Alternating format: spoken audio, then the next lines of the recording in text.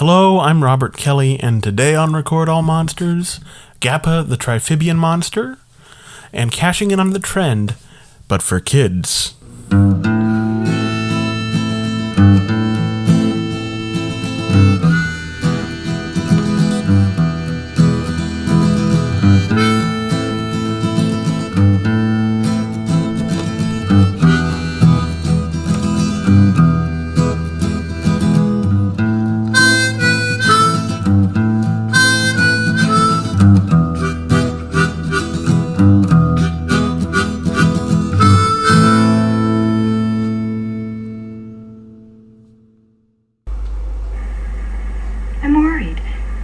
It won't eat anything I give it. Pretty soon it'll become tame. It only looks like a monster, but it's really cute. But to see something actually hatched from a dinosaur egg, it's fantastic. The temperature in that cave must have been exactly right for over 1 million years. You think it's really that old? It could be. An egg which is in a state of hibernation could hatch if the temperature suddenly went up. I see what you mean. The mother lays an egg and then dies by the side of that underground lake. Then a few million years later, the egg hatches. Makes a great story, doesn't it? Maybe it was a mistake to take this baby reptile away from that island. You worrying about what the natives said? That's not it. Because it's strange, people will keep bothering it from now on. You and I don't think alike. You see, I want to use it for reptile evolution research. In this world, there must be many people who think differently than you do. What's that mean? Our publisher. He won't let it be used for research. If the X from outer space is an oatmeal raisin cookie, April 1967's Gappa, the Triphibian monster, is a sugar cookie. It's sweet and sentimental, and one of the biggest signs that the giant monster movie genre was becoming more and more geared toward children. It gives us a combination of the child focuses from previous kiddie-oriented monster flicks. We have the kid protagonist of the Gamera franchise and the baby monster of Gorgo taking center stage, and while there is a fairly serious adult plot, like the X from outer space, its regressive moral and resolution negate the messages it tries to peddle at the end of the film. The undercurrent, however, gives us something much more interesting to talk about. The unfortunate moral is not the only problematic issue in the film. Like Mothra, King Kong vs. Godzilla, and Mothra vs. Godzilla, there's an uncomfortable amount of brownface in this film. And where these insensitive portrayals in the previously mentioned movies are brief, one of our main characters here is a native boy from the island home of our title kaiju. I suppose this is as good a segue into the story as we'll get, so let's take a look. A publishing mogul decides to open an exotic theme park on an island in the South Pacific, and while collecting flora and fauna, the expedition finds a monster egg, which they take from the island and back to Tokyo despite the natives' objections. It hatches, revealing a man-sized, beaked, winged, bipedal dinosaur monster, which is called Gappa by the natives. Pretty much as soon as the expedition returns to Japan, the baby's parents destroy the island village while seeking it out, and then head to Japan to continue the hunt. It sounds a bit like Gorgo, but the initial setup is closer in practice to King Kong vs. Godzilla before it begins taking cues from the British monster movie. Although it isn't actually taking cues from Gorgo, because according to an interview with screenwriters Iwao Yamazaki and Ryozo Nakanishi, with Stuart Galbraith IV in his seminal book, Monsters Are Attacking Tokyo, they weren't even aware of the earlier film's existence. Gappa was one of 5 giant monster films considered by the studio, and one out to actually be produced over the other 4. Like Sochiku, when they set out to make the X from outer space, Nikatsu Studios' intentions in making their kaiju cash-in was purely financial, but with an added wrinkle. It was kind of a scam on the Japanese government. You see, the government was giving loans to movie studios to make kaiju movies for export. as they were just as popular overseas as they were in Japan. Nikatsu was on the verge of bankruptcy, and that was due to their excess real estate purchases. And they used their loan to pay off those debts, reserving very little of the money to actually make the film. I think it turned out pretty good when you consider that. Despite its problematic aspects, shady origins, and tiny budget, Gappa is a mostly wholesome, entertaining kids movie. Much of this is due to special effects director Akira Watanabe, who worked with Toho effects maestro Eiji Tsuburaya on the earlier Godzilla films, as well as an art director and creature designer. He even created the iconic villain King Ghidorah. Watanabe uses all of his skill to stretch the budget, and makes the scenes of city stomping especially fun to watch.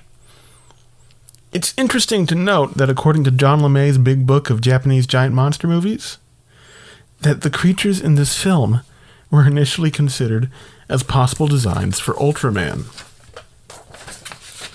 When this movie came stateside, it was part of American International Television's 15 New Science Fiction Movies package, which also included Mothra vs. Godzilla, Daimajin, and Gamera vs. Barugon. They left in the international dub produced in Tokyo, which is charming in its own right, despite being a source of ridicule for many English-speaking audiences and critics. As a children's film, this movie succeeds pretty well, except that it tells young girls that they should stay at home and quote-unquote wash diapers, while parading a young Japanese boy around town in brownface. As a money-making scheme, despite its success in Japan, the fact that it was picked up straight to TV in the US kind of torpedoed Nikatsu's plans. Shortly after, they'd begin making violent softcore pornography just to stay afloat in the 70s. And while these films have gained a cult reputation of their own over the decades, they were not enough to do more than keep the studio gasping along until their bankruptcy, at last in 1993. I hope you're able to enjoy this film for what it is, and I'll once again remind you of its objectively wrong choice to portray the Islanders through blackface, and encourage you to be open to the film's kind of surprisingly progressive anti-colonial messaging. Gappa is a Triphibian monster, and at home in a number of environments as such. However, it's most at home in its own home, meaning take it for what it is. It's all and you'll over. have a good time. Kurosaki, Tanoka, I'm sorry. I'm afraid that I've ruined both of your ambitions. No. I guess we were just being too selfish. You have to think of other people, too. I'd forgotten about that. That's right. The price was very high. But the Gappa made me realize there's more to life than ambition. Hello, I'm Robert Kelly, host and writer of Record All Monsters, and this is an ad for Anchor. That's right, it's an ad for Anchor, and if you haven't heard about Anchor, it's the easiest way to make a podcast. I was really intimidated at first to start this show until I heard about Anchor, and there were a few things that made me feel more at ease to begin. First of all, it's free. They have creation tools that allow you to record and edit your podcast right from your phone or computer, and Anchor will distribute your podcast for you so that it can be heard on a number of platforms, including whichever one you're listening to it on right now. You can even make a little money from your podcast with no minimum listenership. It's everything you need to make a podcast in one place. And even their ads are easy. The mandatory call to action is something I can state freely. Download the free Anchor app or go to anchor.fm to get started. Doesn't that feel good? This has been an ad for Anchor, and I've been Robert Kelly, host and writer of Record All Monsters. It has all the elements that I like. Monsters, kids, people learning that corporations should not interfere with the natural world. And that they don't to care about exploit you? it. Yes. But this one just falls flat. It does everything that Gorgo did better. Or I guess it does everything worse than Gorgo is what I meant. Yeah, it does everything that Gorgo did but worse. Yes. The one bright spot is the end when the baby is reunited with the parents, and in the like newest version of it, they have it cleaned pretty good, and you can see that one of the monsters is crying. Yeah, we have and Courtney is lucky. You're lucky, Courtney. You only have ever seen the Media Blasters Blu-ray, which is a gorgeous transfer. I didn't grow up with this, but I sought it out as soon as I heard about it, and it was on public domain package DVDs as Monster from a Prehistoric Planet, and it did not look good at all. It was washed out, it was stretched out. It has straight up blackface. Which I was kind of surprised at when we watched it with the Blu-ray, because the VHS to DVD transfers I had seen were so murky that you couldn't really tell. Yeah, it's some of the worst that I have seen. I mean, it's probably the worst brown face we've encountered in a kaiju movie. Like, just problematic-wise, and also just the way it's done. Like, it's in just terms. All around awful. All around awful. Not that there's, like, a right way to do that ever. Like, but, like, yeah, like there's definitely, like, King Kong versus Godzilla. Mm-hmm. It's also a problem there. But it's not. Yeah, this one is just awful. I do want to say, I do kind of like this movie. I don't think it's great. I mean, the bones of the story are good. Because they're the bones from Gorgo. But, well, the whole plot of them wanting to open a theme park. Oh, yeah. Like Jurassic Park style. I think that could be, like, should they choose to make a new version of this, like some sort of reboot, it could be sort of like a Jurassic World sort of thing. And focus more on that aspect. Yeah. But I don't know if... I think that it could work in a remake. They need to definitely take out all of the blackface. Please, for the love of whatever you hold dear. For the love of Godzilla. Yes. Woman at the end. Oh. First, they're like horrible to her the whole movie. Oh, they're harassing her the entire time. Telling her to go marry an office worker. Like, yeah. Like little kiss-offs like that. Yes. Like, it's not the actress's fault. It's just written horribly.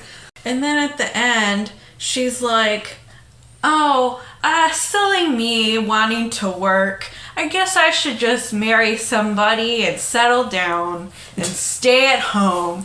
Which, like, if nothing against staying at home if that's what you want to do. But this isn't what she wanted to do. The whole time, she was pretty ambitious. She wanted to be a reporter. Yeah. She was a reporter. Yes. Not even she wanted to be a reporter. She was a reporter. For Playmate magazine. Uh-huh. Which, yeah, let's talk about that. They're going to put Gappa, Big Gappa, in Playmate magazine. Playmate of the year. On the cover and as a centerfold. Aww. The cutest centerfold. Sorry for all that noise. The design actually is pretty cute. It's also pretty unique. It's kind of the closest that I can think of would be... But it's got this, like, chickeny look to it. And it has these things. The entire time I thought they were feathers, but Robert says they're scales. I think they're scales. They look to me like they're a little bit feathery, but it could be like butterfly wing scales, kind of, that kind of look. Well, interestingly enough, I love dinosaurs. I do a lot of dinosaur research in my free time.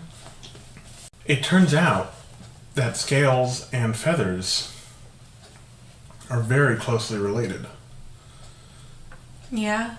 They kind of do similar things. Well, and they're built from the same, like how nails and teeth, fingernails and hair. Keratin. Or keratin, it's the same sort of thing. Gotcha. But yeah, let's talk a little bit about the monster design. I really like it. I always kind of thought that that's what Gigan would have looked like before the modifications. Mm-hmm. And I like that they differentiate a little bit between the parents. They have different crests on their heads. Mm-hmm. As we see, I'm holding the... They have the sexual dimorphism. Yes, which is very realistic for reptiles and birds. Mm-hmm. You know, we were talking earlier about, is Triphibian a real word? Yeah. My brain just says monster right after I say Triphibian because I've never used it in any other context. Yeah.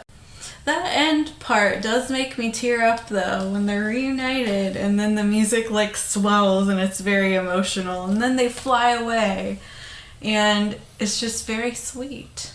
But yeah, that kid, the kid in that, I love kids in movies when they're used correctly, but this kid literally had no personality. His personality was just to be like, hey, I am native and you're doing wrong, which was like very, like, come on, writers.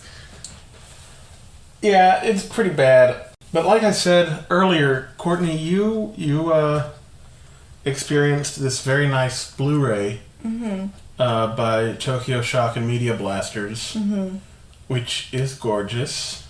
It really is. Like, everything that's good in the movie is made 100 times better, just visually. And everything that's worse is made 100,000 times worse. It's pretty bad.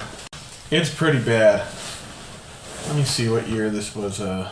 67, was that? Well, 67 was its Japanese year. We're in the middle on the show. We're in the middle of the 67 kaiju boom, which is the second kaiju boom by my reckoning. Mm-hmm. And the first one was 1961. This one puts the 1961 kaiju boom to shame. Started in 66.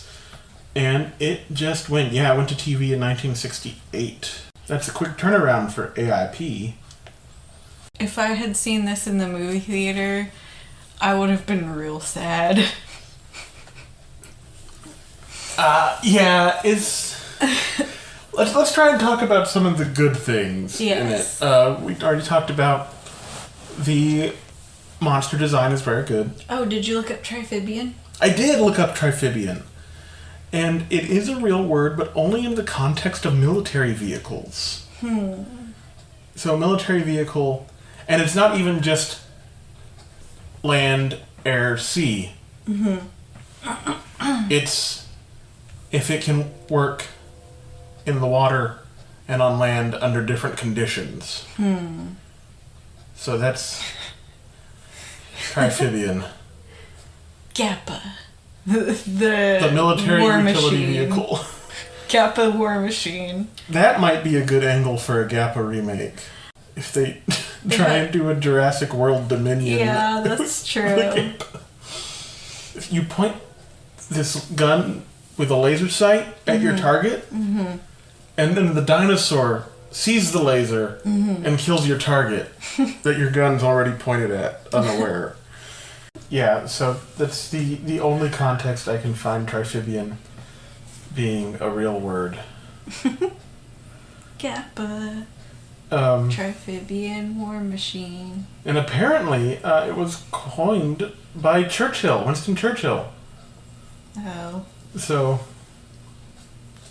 yay. You know, speaking of Winston Churchill and Gappa, I'm pretty sure Gorgo would enjoy, would have, as an Irish protector goddess, would have some choice words and actions for Winston Churchill. So a lot of people refer to this movie as a remake. That's actually what she was trying to do. You think so? A lot of people refer to this movie as a remake of Gorgo, which It's not. it's not really. And in the wonderful book, I think I alluded to it in our conversation with Derek from Monster Kid Radio last week, Monsters Are Attacking Tokyo by Stuart Galbraith IV. He actually has an interview with the writers, whose names are Iwao Yamazaki and Ryu Nakaishi. They talked about it, and they said they had no idea that Gorgo even existed. So, did they get, like, a formula that they had to stick to, or... Yeah, they were just told, make a giant monster movie, and it can't be too much like the Godzilla movies, or what the other studios were doing. Well, so it was not intended as a remake of Gorgo, which is a superior film. All that said, the angle we're kind of looking at this film from is how it's a cash-in on the kaiju craze, part of the kaiju boom, right? So, Courtney, in terms of the kaiju cash-ins from 1966 and 7 that we've watched, we've seen 2 Gamera movies, Gamera vs. Barugon, the one with the rainbow back sticky tongue. I love that one. Gamera vs. Gyaos, with the vampire bat monster. Yeah, I like that one too. The X from Outer Space. That one's fun. And now Gappa. Yeah. Of those 4, which was your favorite? The first one. Gamera vs. Barugon? Yeah. All right. I love me that rainbow monster. And we've got a few more coming up. We've got Yongari on the horizon. Yongari Glen Ross. A Korean giant monster movie. I have to say that every single time. Every time I say Yongari. I am a giant nerd. Sorry. Not sorry. Yongari Glen Ross. So we're going to take a quick break, and we'll be back with our game show. Ooh. This edition of the game show is called ReMake or ReFake.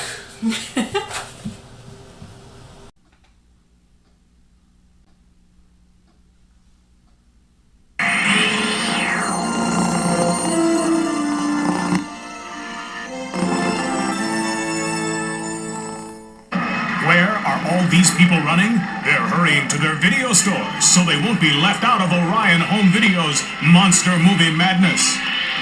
Some of Filmdom's favorite freaks are coming to thrill customers this November for just $19.98 each. Oh, very good. Wonderful! It's terrific. From outer space to ocean depths, from Korea to Japan, these cantankerous creatures are wreaking havoc at every turn. It's coast-to-coast monster madness. Look at that. Just when you thought it was safe to go in the water, the monster from a prehistoric planet is coming ashore to make some waves. Their baby has flown the nest, and now Mom and Pop are hunting him down. The natives are restless until these 3 rowdy reptiles are reunited. It's all over. Oh, no, it's not. This extraterrestrial is earthbound, and not even the courageous crew of ABB Gamma can stop him. He's X from outer space, and he's destroying everything in his path.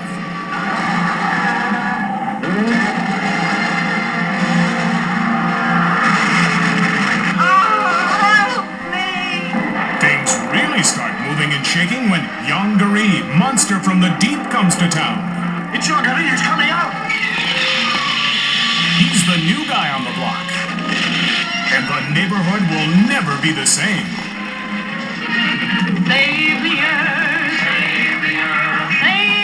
Only one thing can save the Earth from this sack of sludge.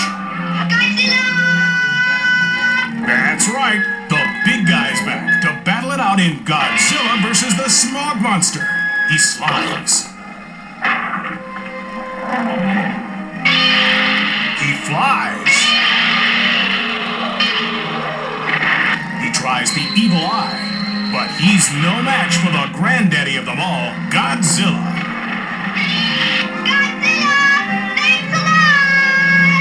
Monster from a prehistoric planet. Yonggary, monster from the deep. Godzilla versus the Smog Monster. And the X from outer space. 4 fabulous monster movies packed with firepower. Coming from Orion Home Video at just $19.98 each. Orion backs this monster movie collection with ads appearing in these trade publications and these enthusiast publications for a combined circulation of over 2.5 million readers. We are also providing a full-color fold-out brochure, an eye-catching poster, and an alluring cassette box for each of the 4 titles. Remember, the order cutoff date is October 31st, and the street date is November 16th. Monster movies, only $19.98 each, coming from Orion Home Video. Hello, welcome back once again to Record All Monsters, where we're still here with the lovely and effervescent, I think I'm using that word right, Courtney. I'm not very bubbly, but hey. And we're here to play now the game Remake or Refake. Yeah, Remake or Refake. Let's get on to the spiel before we get on to the game. Yes. Also, I have not seen these. I see the ones that other people are going to be doing, but I don't look at the ones for the episodes that I'm going to be in. At the start of the season, I showed the movies we were going to watch to Courtney. Mm-hmm. And you were like, I want all the ones with baby monsters. Yeah. So, Gappa, Son of Godzilla, All Monsters Attack. Baby monster correspondent. Yeah. Alright, so, in his book, Japanese Science Fiction, Fantasy, and Horror Films, Stuart Galbraith IV erroneously calls Gappa the Triphibian monster a remake of 1961's British monster movie, Gorgo. While the stories are similar in that they revolve around parent monsters coming to a major city to save their children, the writers of Gappa had never seen Gorgo, and as such could not have been intentionally remaking it. However, more movies are remade for international markets than you might think. So I decided to round up a few, and make up a few, and make you guess which is which, Courtney. Woo. If you think the movie I'm describing is an actual remake, say remake. If you think I'm full of bull, say refake. Okay. There will be no prizes or penalties, because we've already gone way over budget. Question 1. Is 1974's Willy Wonka and the Chocolate Factory a remake? No. Remember, ReFake.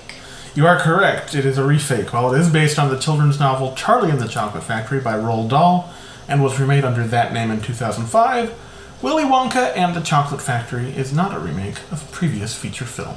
That was one of my favorite movies for a very long time, and I wanted to make a Rocky Horror-esque version of it. Like, where you yell at the screen and throw things. It would be so fun. But see, that works with Rocky Horror because it's a bad movie. Have you ever watched Rocky Horror without a crowd? I love it regardless. Have you ever watched Rocky Horror alone in your bedroom? Yes. Well, then I don't know what to say. I love the soundtrack. Is 1983's Scarface a remake? Remake. It was originally made by Howard Hughes. Am I correct? It is a remake. Oliver Stone and Brian De Palma's iconic work is based on a 1932 gangster movie, loosely based on the life of real-life mobster Al Capone. And was directed by Howard Hawks, who produced alongside Howard Hughes. Yes. Which is convenient Woo. because I always mix those guys up anyway. Yay! Question 2. Is Wes Craven's 1972 exploitation hallmark, The Last House on the Left, a remake? Blech. Sorry, I have a problem with that movie. It's problematic. I'm going to say remake. Is it a giallo? You are correct. It is a remake of Ingmar Bergman's controversial 1960 drama, The Virgin Spring, which won the Academy Award for Best Foreign Film and was a nominee for the Palme d'Or at the Cannes Film Festival. It's still problematic. It's my understanding, I have not seen The Virgin Spring, but it is my understanding that it is more tastefully done. Gotcha. Continue. Just because I hated The Last House on the Left, so when I found out it was a remake, Yeah. I was close thinking it was a giallo, though.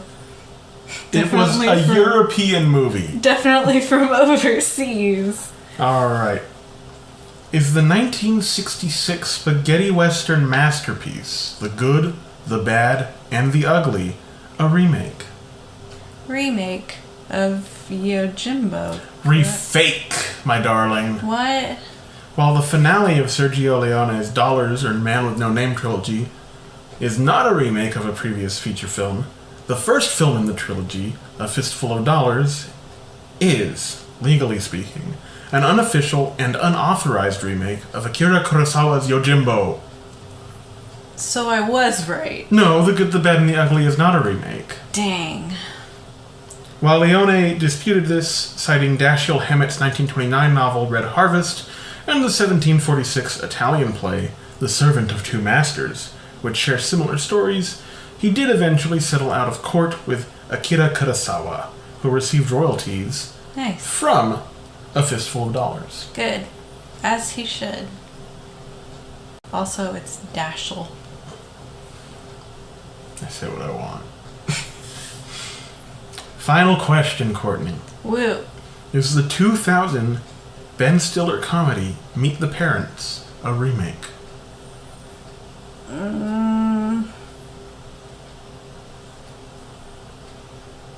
ReFake? It is a remake! Dang it, that was my first instinct. 1992's original Meet the Parents was produced by Emo Phillips. Written, directed by, and starring Greg Gliena, who also wrote the remake 8 years later. Huh. Was it like a straight-to-video sort of situation? I think it was like an indie... Gotcha. A little indie darling. Gotcha. But, Courtney, that concludes the game Remake or ReFake, which you won with a score of 3-2. Woo. I don't know what your record on this show is. Someone can write us back. If they care. If they want to. So that's all for now. I'll see y'all on the other side for some housekeeping. And, Stay safe. yeah, stay safe. There's still a worldwide pandemic going on. Indeed. The pandemic. Season 2? This is season 3 of the pandemic. Yeah.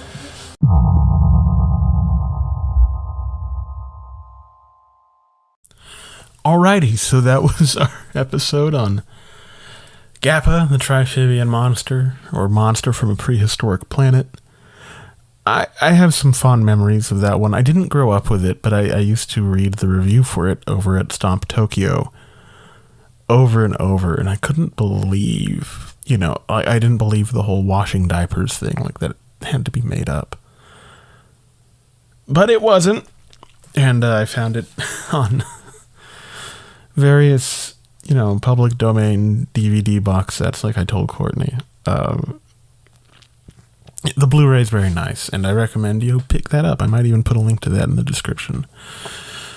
Speaking of links in the description, you'll find one for our link tree, and at the top of the links in our link tree, you can vote, or not vote yet, but nominate us for a Rondo award. The Rondos are happening again. Yay! And I would really like to be nominated again. You can send an email to tarako@aol.com saying, hey, you shouldn't, I'd like to nominate Record All Monsters for a Rondo. We're also trying to get a friend of the show and frequent guest Nathanael Ross Smith nominated for his monster-related work. I'm collecting a tiny portfolio of monster-related art that he's done that I'm going to send along with the nominations. But go ahead and send that email saying I want to nominate Record All Monsters. I want to nominate Nathanael Ross Smith. I feel good. I love the Rondos, and it meant so much to me to be nominated for one. And I'm really excited about the prospect of maybe being nominated for another one. I'd appreciate it. I'd be your best friend and love you forever. In addition to that, we are going to be back next week with a quick look, actually, at Rankin Bass's The King Kong Show. Because that's going to precede our episode on King Kong Escapes, which was a spin-off of The King Kong Show. I'm excited about that. I've been doing some fun research. It's a rabbit hole. So, look forward to that next Friday. It'll probably be just a regular old quick look with a little essay and maybe the movie's trailer or something. I'm really glad to be doing this show again. It's so much fun. It's just so much fun getting to be able to talk about giant monster movies as in-depth as I get to here. And I'm glad that it looks like from the metrics you guys were waiting for it. So I'm really happy to really be back at this. And I appreciate you. And we'll be back next week with that quick look. But between now and then, remember that monsters are your friends.